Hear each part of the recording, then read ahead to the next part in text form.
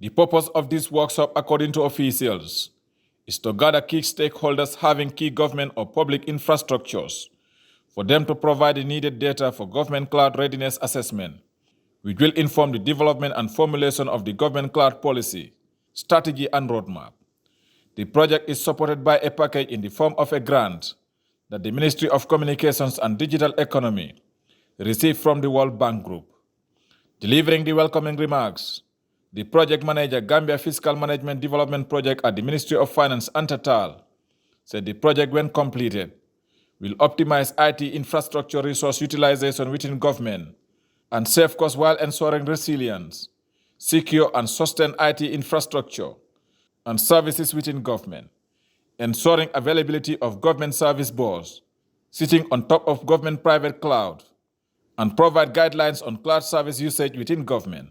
We hope to have a more robust ICT sector that is inclusive, not just focused on public sector, but public and private sector to leverage on the opportunities that the digital economy presents.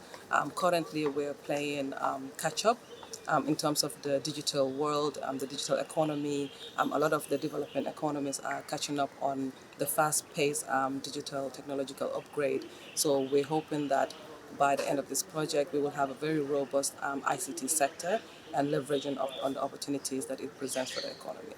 For his part, the director of EY consultancy firm, Martin Botte, said cloud is more reliable, optimal, scale and sustainable infrastructure than most traditional IT infrastructures, and called on participants to take part in the discussions.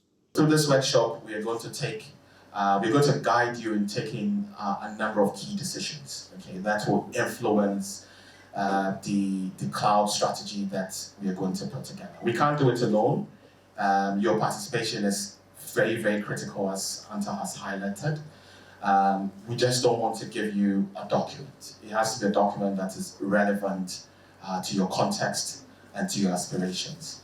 Amr Nyang, the director of ICT at the Ministry of Communications and Digital Economy, reveals that the main objective for the development of the government cloud policy, strategy and implementation roadmap is to ensure the availability and implementation of government cloud policy, strategy and implementation plan, and also cloud operating model based on leading practice that will guide the development of government infrastructure and operationalization of government services in the Gambia.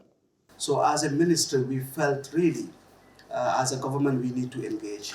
We need to speak the same language when it comes to hosting government services and systems. How do we do it? Once a while, because of downtime, some critical institutions are also compelled to host on the cloud.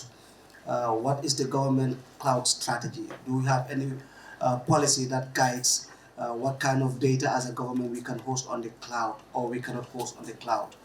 Whilst we are working on getting the access to information and of course the data protection and privacy policy, what are the mechanisms in place as a government to host our critical data?